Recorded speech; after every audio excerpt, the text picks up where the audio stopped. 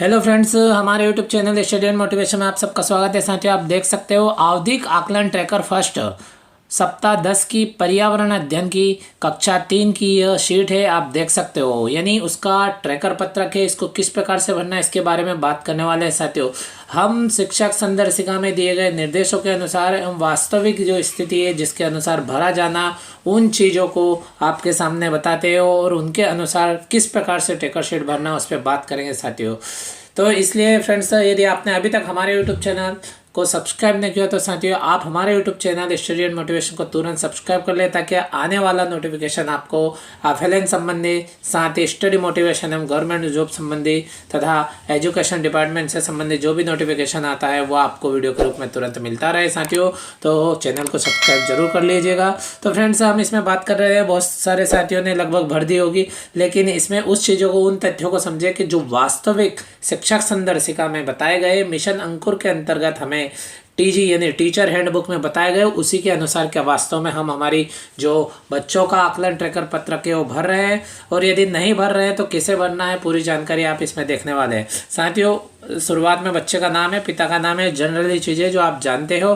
तो साथियों, आप यहाँ पे देखेंगे तो ऊपर ईवीएस यानी पर्यावरण अध्ययन के अंतर्गत एलोस दिए गए और उन एलोस के अंतर्गत हमें प्रश्न दिए गए हैं। उन प्रश्नों को किस प्रकार से हल करना है। तो यदि एक एलो दिया गया है तो उसके लिए किस प्रकार से हमें कहाँ पे टिक करना है, यहाँ पे आप देखेंगे तो आपको हर बालक के संबंध में 3 दक्षताएं देखने को मिलेगी, जो जनरली है। जब से एफएलएन स्टार्ट हुआ तब से ये चीज़ इसमें आने लगी है, यानी नहीं कर पाता है, सहयोग से कर पाता है या स्वयं कर पाता है। इस प्रकार से 3 दक्षताओं के अंतर्गत उसका हम आकलन करते हैं। तो साथियों, हम देखते हैं कि एक एलोज होने पर कहाँ पे किस प्रकार से निशान लगेगा, एक से अधिक एलोज होने पर कहाँ पे किस प्रकार से हमें टिक करना है।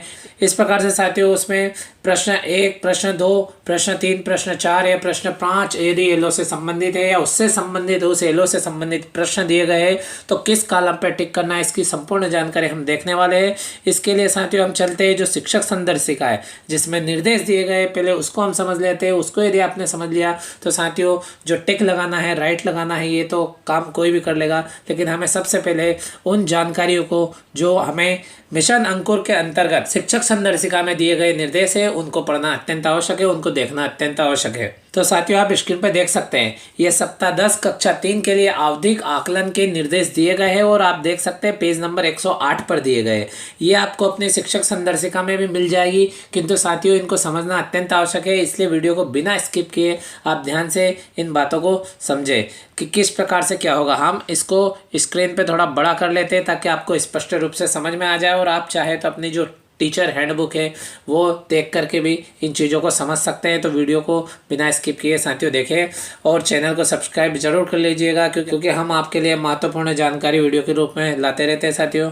तो साथियों, हम यहाँ पे देख लेते हैं कि एलोस यानी जो ईवीएस है पर्यावरण के अंदर एलोस से संबंधित एक प्रश्न होने की स्थिति में क्या होगा। तो आप यहाँ पे देखिए, नहीं कर पाता है तो नहीं कर पाता है पे कब निशान लगाना है। तो इसके 3 तथ्य यहाँ पे दिए गए कि गलत होने पर, उत्तर ना देने पर या 30% से कम उत्तर सही होने पर। यानी जो उत्तर दिया गया है वो उत्तर 30% से कम सही है तो हमें नहीं कर पाता वाले कॉलम में राइट का निशान लगाना है। इसी प्रकार से सहयोग के से कर पाता वाले कॉलम में कब निशान लगाना है। तो आप देख सकते हैं प्रश्न का उत्तर सहयोग से कर पाने की स्थिति में, यानी ये सहयोग किनका, तो शिक्षक की सहायता से, शिक्षक के सहयोग से यदि बच्चा इसको हल कर पाता है तो सहयोग से हल कर पाने वाले में राइट का निशान लगाना है। इसी क्रम में स्वयं कर पाता वाले की बात करें तो प्रश्न का उत्तर पूरी तरह सही होने या 80% तक सही होने पर स्वयं से कर पाता वाले में राइट का निशान लगाना है। आप देख सकते हो शिक्षक संदर्शिका में स्पष्ट रूप से दिया गया है कि किस प्रकार से, किस अंतराल पे दक्षता बच्चे की विकसित होने पर कौन से कॉलम में राइट का या टिक का निशान लगाना है। इसमें दिया गया है कि टिक का निशान लगाना है। इसी प्रकार से आप देखेंगे यहाँ तो किसी एलोस यानी किसी एलोस के 1 से अधिक प्रश्न होने की स्थिति में क्या करना है। तो आप यहाँ पे देख सकते हैं नंबर 1, नहीं कर पाता। कुल प्रश्नों के 30% से कम प्रश्नों के सही होने पर नहीं कर पाता है कि कॉलम में निशान लगाना है। नहीं साथियों, आप देखिए यहाँ पे परसेंटेज बेस दिया गया है, यानी जो कुल प्रश्न है यानी 1 से अधिक हो सकते हैं तो तो तब हम क्या करें, तो जो उत्तर दिया गया है बच्चों के द्वारा, सही उत्तर 30% से कम होने पर नहीं कर पाता वाले कॉलम में राइट का निशान लगाना है। नंबर 2, संयोग से कर पाता। तो प्रश्नों का उत्तर संयोग से कर पाने की स्थिति में संयोग से कर पाता वाले में राइट का निशान लगाना है। यानी संयोग से तात्पर्य शिक्षक साथी के सहयोग से कर पाता है तो राइट का निशान। नंबर 3, स्वयं से कर पाता है। तो 80% या सभी प्रश्न सही हल होने पर स्वयं से कर पाता में राइट का निशान लगाना है। तो फ्रेंड्स, इस प्रकार से हमने देखा कि यहाँ पे एक प्रश्न होने पर एलोस से संबंध क्या करना है और एक से अधिक प्रश्न होने पर क्या करना है। इस तथ्य को सारणी के रूप में भी यहाँ पे बताया गया है साथियों, ताकि आपको स्पष्ट हो जाए। अब यहाँ तो केवल एक से अधिक की बात कर दिए, तो अधिक में कितने हो सकते हैं, तो आप देख सकते हो ट्रैकर शीट में दिए गए उसके अनुसार यहाँ पे दिया गया है कि एलोस से संबंधित प्रश्न। तो आपको एलोस से संबंधित किसी एलोस से संबंधित 2 प्रश्न मिलेंगे, किसी से संबंधित 3 मिलेंगे, तो किसी से संबंधित 4 मिलेंगे। इससे ज़्यादा नहीं मिलेंगे, क्योंकि यहाँ से स्पष्ट होता है। यहाँ पे उन्होंने सारणी के रूप में स्पष्ट कर दिया गया है कि 2 हुआ तो क्या करना है, 3 प्रश्न हुए तो क्या करना है और 4 हुए तो क्या करना है। तो साथियों, आप देख सकते हैं नहीं कर पाता वाले में कब निशान लगाएंगे, 2 प्रश्न हुए तो आप देख सकते हैं एक भी प्रश्न हल नहीं कर पाता है तो आप इस वाले कॉलम में यानी नहीं कर पाता वाले कॉलम में राइट का निशान लगा देंगे। फिर आप देखेंगे एक प्रश्न को सही हल कर पाने पर एवं दूसरा प्रश्न संयोग से हल कर पाने पर आपको संयोग से कर पाने वाले कॉलम पर राइट का निशान लगा देना है। और इसी प्रकार से दोनों प्रश्न सही हल कर पाता है तो स्वयं कर पाता वाले कॉलम में राइट का निशान लगा देना है। इसी क्रम में 3 प्रश्न होने की स्थिति में तो आप देख सकते हैं एक भी प्रश्न हल नहीं करने पर नहीं कर पाता वाले कॉलम में राइट का निशान, और 1 या 2 प्रश्नों को सही हल करने पर या शिक्षक के सहयोग से हल करने पर आपको सहयोग से कर पाता वाले कॉलम में राइट का निशान लगाना है। इसी क्रम में हम लास्ट वाले कॉलम की बात करें, स्वयं से कर पाता वाला कॉलम की बात करें, तो तीनों प्रश्न सही हल कर पाता है तो हमको स्वयं कर पाता वाले कॉलम में राइट का निशान लगाना है। इसी प्रकार से 4 प्रश्न की बात करें तो सिर्फ एक प्रश्न सही हल करने पर या एक भी प्रश्न हल नहीं करने पर हमें नहीं कर पाता वाले कॉलम में राइट का निशान लगाना है।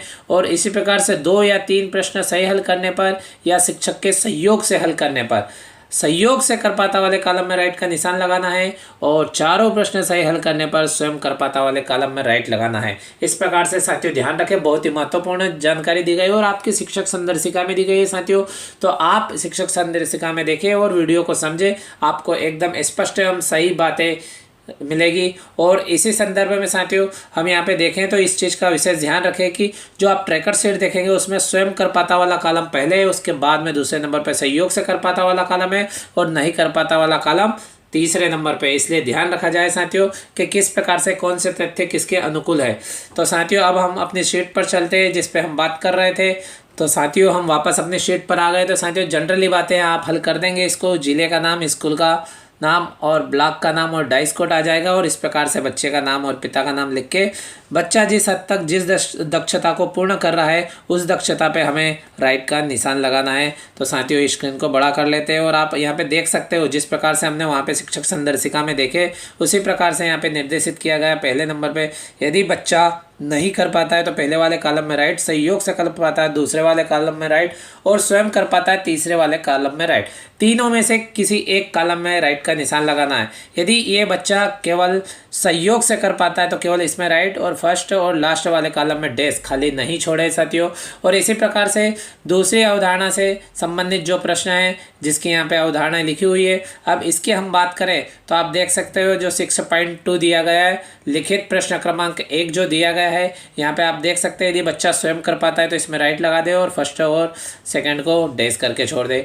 इस प्रकार से अगले प्रश्न में बच्चा यदि नहीं कर पाता है तो नहीं कर पाता वाले कॉलम में राइट और सेकंड और थर्ड ऐसा ही छोड़ दे। इस प्रकार से साथियों आपको तीनों में से किसी एक कॉलम पे राइट का निशान लगाना है, यानी जो दक्षता जहाँ तक विद्यार्थी की दक्षता विकसित हो गई है उसके अनुसार निशान लगाना है। और ये हमें कहाँ से पता चलता है तो साथियों आप सभी जानते हैं अभ्यास पुस्तिका में बच्चों की वर्कशीट जो चेक की उससे हमें पता चलता है कि बच्चा दक्षता को किस स्तर तक प्राप्त कर सकता है, उसके अनुसार हमें निशान लगाना है। ये बच्चा मान लो सहयोग से कर पाता है इसमें राइट और इस दोनों में डैश कर दिया, फिर नहीं कर पाता इसमें निशान और डैश कर दिया, और इस प्रकार लास्ट प्रश्न स्वयं कर पाता है तो उसमें निशान लगा दिया। इस प्रकार साथियों एक बच्चे की पूर्ति हो गई। ठीक इसी प्रकार से सभी बच्चों की अपनी कक्षा में जितने भी बच्चे हैं उनके हमें पूर्ति करना है। इसी प्रकार से साथियों स्टडी मोटिवेशन एवं गवर्नमेंट जॉब संबंधी समस्त प्रकार की जानकारी के अपडेट तुरंत प्राप्त करने के लिए साथियों आप हमारे YouTube channel study and motivation को तुरंत सब्सक्राइब करें और वीडियो दोस्तों के साथ अधिक से अधिक शेयर करें। Thank you friends.